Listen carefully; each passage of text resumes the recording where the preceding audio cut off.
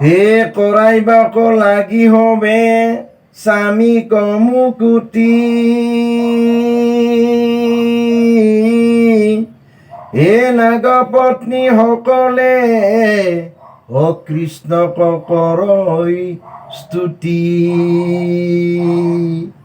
নাগপত্নীসকলে নিজৰ স্বামীৰ জীৱন ৰক্ষাৰ অৰ্থে প্ৰভু ভগৱন্তৰ শ্ৰীচৰণক স্তুতি কৰিছে। কেনেদৰে স্তুতি কৰিছে?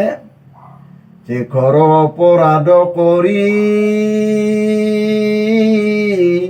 হলে স্বামী চন্দ, বিহিলা ইয়াৰ প্ৰভু অসমুচিত দণ্ড। হে প্ৰভু, আমাৰ স্বামীয়ে বহুত ঘোৰ অপৰাধ কৰিছে। সেই ঘোৰ অপৰাধৰ বাবে তেওঁ উচিত দণ্ড পাইছে। হে প্ৰভু, তোমাৰ চৰণত প্ৰণাম জনাইছোঁ, তোমাৰ চৰণত ভিক্ষা মাগিছোঁ, তুমি মোৰ স্বামীৰ জীৱন ৰক্ষা কৰা, মোৰ স্বামীৰ জীৱন ঘূৰাই। এইবুলি নাগপত্নীসকলে প্ৰভু ভগৱন্তৰ শ্ৰীচৰণত স্তুতি কৰিছে। কৃষ্ণ। হে পুৰাণ পুৰুষ না তন তুমি হৰি, হে দুষ্টক দণ্ডিব লাগি ইয়াছা অৱতৰি। হে প্ৰভু নাৰায়ণ, তুমি পুৰুষ পুৰাণ, তুমি সনাতন, তুমি চিৰসত্য, তুমি শ্ৰী জগতৰ শ্ৰীহৰি।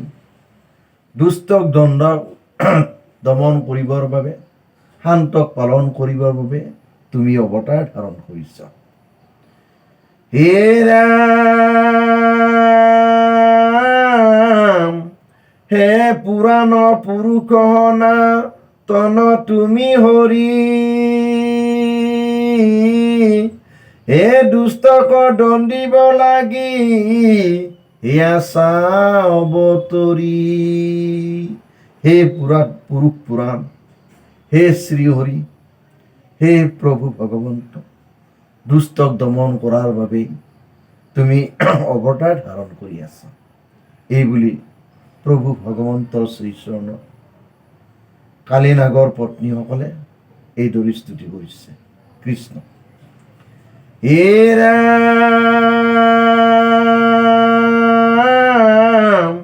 হে যদ্যপি তোমাৰ শত্ৰু মিত্ৰ নাহি কেৱল, হে দুষ্টকে দণ্ডা তথা অপিত তুমি দেৱ। হে প্ৰভু নাৰায়ণ, যদিও তোমাৰ কোনো শত্ৰু মিত্ৰ নাই, তথাপি দুষ্টকে দণ্ডা তথাপিতো তুমি দিব। হে পৰম দেৱ, হে উত্তম দেৱ প্ৰভু ভগৱন্ত কৃষ্ণ, দুষ্টক দমন কৰাৰ বাবেই তুমি শ্ৰীহৰি, তুমি অৱতাৰ ধাৰণ কৰি আছা। হে কিন অনুগ্ৰহ আংক কৰিলা হৰি, শৈল সৰ্প জাতিত অজিত পাপ কৰি। কিন অনুগ্ৰহাংক কৰিলা হৰি। হে প্ৰভু, কি অনুগ্ৰহত তুমি আজি দৰ্শন দিলা। শৈল সৰ্প জাতিত জিত পাপ কৰি, আমি সৰ্প জাতিয়ে কি পাপ কাম কৰি এই সৰ্পৰূপী আমি জনম লভিল। আজি তুমি যিটো উচিত সেই দণ্ডটোৱে দিছা। তোমাৰ শ্ৰীচৰণত আমি স্তুতি কৰিছোঁ, আমি সেৱা জনাইছোঁ আমাৰ স্বামীৰ উদ্ধাৰৰ অৰ্থে। কৃষ্ণ। হে ৰাম,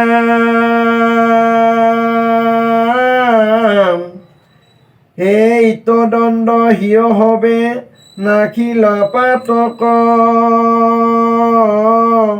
হে বৰত অধিক দেখ এ তোমাৰ ক্ৰোধক, এৰি দম্ব মানমদ ধৰি কষ্ট ব্ৰত ইতহৰ্পে তপ কিন কৰিলে পূৰ্বত হে কিবাইত ভূত দায়া আছিল আচৰি যিহেতু ইয়াত তুমি অতুষ্ট ভৈলা হৰি তোমাৰ পাইলে ক প্ৰভু এই পদ ধূলা সয় যিহেতু ইহাৰ যেন ভৈল ভাগ্য